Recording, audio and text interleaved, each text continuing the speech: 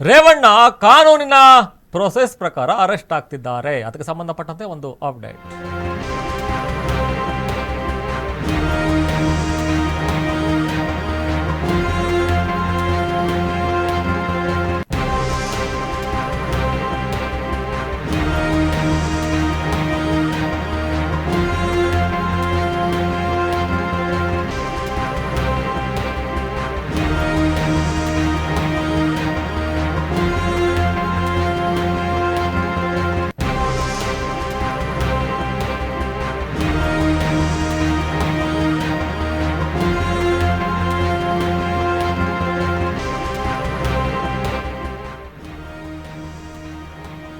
ರೇವಣ್ಣ ಕಾನೂನಿನ ಪ್ರಕಾರ ಅರೆಸ್ಟ್ ಆಗಿದ್ದಾರೆ. ಎಸ್ಐಟಿ ನೀಡಿದ ಕಾಲಾವಕಾಶ ಮೀರಿದ ಮೇಲೆ ಬಂಧನ ಆಗಿರುವಂಥದ್ದು. ಸಂತ್ರಸ್ತೆಯರಿಗೆ ನ್ಯಾಯ ಒದಗಿಸುವ ಕೆಲಸ ಸರ್ಕಾರ ಮಾಡ್ತಾ ಇದೆ. ರೇವಣ್ಣ ಬಂಧನದ ಬಗ್ಗೆ ಪ್ರಿಯಾಂಕ್ ಖರ್ಗೆ ಪ್ರತಿಕ್ರಿಯೆನ ಕೊಟ್ಟಿರುವಂಥದ್ದು. ಬಿಜೆಪಿಗೆ ಪ್ರಜ್ವಲ್ ಬಗ್ಗೆ ಎಲ್ಲ ಗೊತ್ತಿದ್ರೂ ವಿದೇಶಕ್ಕೆ ಕಳುಹಿಸಿದೆ. ಬಿಜೆಪಿ ನಾಯಕರ ವಿರುದ್ಧ ಪ್ರಿಯಾಂಕ್ ಖರ್ಗೆ ಆರೋಪವನ್ನ ಮಾಡಿರುವಂಥದ್ದು. ಹಾಗಾದ್ರೆ ಏನೆಲ್ಲ ಮಾತನಾಡಿದ್ದಾರೆ ಕೇಳೋಣ. ಕಾನೂನಿನ ಏನು ಪ್ರೊಸೆಸ್ ಇದೆ ಅದ್ರ ಪ್ರಕಾರ ಇವತ್ತು 2 ಪ್ರಕರಣ ಅವ್ರ ಮೇಲೆ ದಾಖಲಾಗಿದೆ. ಅದ್ರ ಮೇಲೆ ತನಿಖೆ ಕರೆಸಿದ್ದಾರೆ. SIT ಅವರಿಗೆ ಕಾಲಾವಕಾಶ ಕೊಟ್ಟಿದ್ದು ನಿನ್ನೆ 5:30 ತನಕ. ಅದು ಮೀರಿದ ಮೇಲೆ ಅವ್ರಿಗೆ ಬಂಧನ ಮಾಡಲಾಗಿದೆ. ಏನೇ ಇದ್ರೂ ಕೂಡ ಇದರ ಸತ್ಯಾಂಶ ಏನಿದೆ ಅದು ಹೊರಗೆ ಬರಲಿಕ್ಕೆ ನಮ್ಮ ಮಹಿಳೆಯರು ಯಾರಿದ್ದಾರೆ ಅವರಿಗೆ ನ್ಯಾಯ ಒದಗಿಸ್ಕೊಡ್ಲಿಕ್ಕೆ ಸರ್ಕಾರ ಬದ್ಧ ಆಗಿದೆ. SIT ಅವರು ಆಗಲೇ ಯಾರ್ಯಾರು ಸಂತ್ರಸ್ತಿದ್ದಾರೆ ಅವರಿಗೆ ಒಂದು ಕಾನ್ಫಿಡೆನ್ಸ್ ಬಿಲ್ಡಿಂಗ್ ಮೆಷರ್ ಇರಬೇಕು, ಗೌಪ್ಯತೆ ಕಾಪಾಡೋದಿರ್ಬೋದು, ಅದೆಲ್ಲನೂ ಮಾಡ್ತೀವಿ ಅಂತ ಅವರು ಆಗಲೇ ಹೇಳಿದ್ದಾರೆ. ಸೊ ಆ ನಿಟ್ಟಿನಲ್ಲಿ ಇವತ್ತು ಸರ್ಕಾರ ಕೆಲಸ ಮಾಡ್ತಾ ಇದೆ. ಬಟ್ ಎಲ್ಲರಿಗೂ ನ್ಯಾಯ ಒದಗಿಸ್ಕೊಡುವಂತ ಬದ್ಧತೆಯಿಂದ ಹೇಳ್ತಾ ಇದ್ದೀನಿ. ಇದು ಬಿಜೆಪಿ ಅವರಿಗೆ ಗೊತ್ತಿದ್ದು ಕೂಡ ಅವ್ರಿಗೆ ಟಿಕೆಟ್ ಕೊಟ್ಟಿದ್ದಾರೆ. ಅವರಿಗೆ ಗೊತ್ತಿದ್ರೂ ಕೂಡ ಅವ್ರ ಪರವಾಗಿ ಪ್ರಚಾರ ಮಾಡಿದ್ದಾರೆ. ಮತ್ತೆ ಮಿಕ್ಕಿದ ಸಂದರ್ಭದಲ್ಲೆಲ್ಲ ವಿಶ್ವಗುರುಗಳಿಗೆ ಬೇರೆ ನಾಯಕರ ಜೊತೆ ಮಾತಾಡ್ಕೊಂಡು ಬೇರೆ ಕೆಲ್ಸಗಳೆಲ್ಲ ಮಾಡೋಕ್ಕಾಗ್ತದೆ. ಅದಾನಿ ಅಂಬಾನಿ ಕೆಲ್ಸಗಳೆಲ್ಲ ಮಾಡೋಕ್ಕಾಗ್ತದೆ. ಆದ್ರೆ ಯಾವಾಗ ದೇಶದ ಹಿತಾಸಕ್ತಿ ಕಾಪಾಡಬೇಕು ಅಥವಾ ಪ್ರಜ್ವಲ್ ರೇವಣ್ಣಗೆ ವಾಪಸ್ ತರೋದಿರ್ಬೋದು, ಯಾಕೆ ಮಾಡ್ತಾ ಇಲ್ಲ? ಈಗಾಗಲೇ ಬ್ಲೂ ನೋಟಿಸಿಗೆ ನಮ್ಮ ಸರ್ಕಾರ ಬರೆದಿದೆ. ಡಿಪ್ಲೊಮ್ಯಾಟಿಕ್ ಪಾಸ್ಪೋರ್ಟ್ ಸೀಸ್ ಮಾಡ್ಬೇಕಂತಾನು ಬರೆದಿದೆ. ಅದ್ರ ಬಗ್ಗೆ ಯಾಕೆ ಕ್ರಮ ತಗೋತಾ ಇಲ್ಲ? ಅವೆಲ್ಲ ನಮ್ಮ ಕೈನಲ್ಲಿ ಇಲ್ಲ ಅಲ್ಲ. ನಮ್ಮ ಕೈಲಿ ತನಿಖೆ ಇದೆ. ನಮ್ಮ ಕೈನಲ್ಲಿ ಏನೇನು ಪ್ರೊಸೆಸಸ್ ಅನ್ನ ಫಾಲೋ ಮಾಡಬೇಕು ಅದನ್ನ ನಾವು ಮಾಡ್ತಾ ಇದ್ವಿ.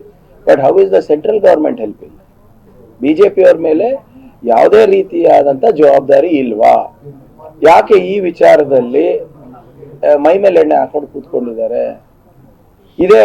ಇದೇ ಕೃತ್ಯ ಬೇರೆಯವ್ರು ಯಾರನ್ನ ಮಾಡಿದ್ರೆ, ಬೇರೆ ಪಕ್ಷದವರು ಆಪೋಸಿಷನ್ ನಲ್ಲಿ ಇರುವಂತ ಯಾರಾದ್ರೂ ಒಬ್ರು ಮಾಡಿದ್ದಿದ್ರೆ ದಿಲ್ಲಿಯಿಂದ ಹಿಡ್ಕೊಂಡು ಹಳ್ಳಿ ತನಕ ಇದೇ ಪ್ರಚಾರ ನಡೆಸ್ತಾ ಇದ್ರು.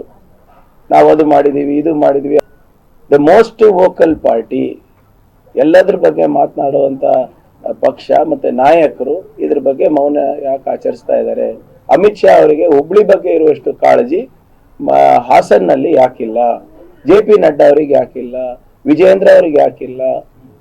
ಅಶೋಕ್ ಅವರಿಗೆ ಯಾಕಿಲ್ಲ?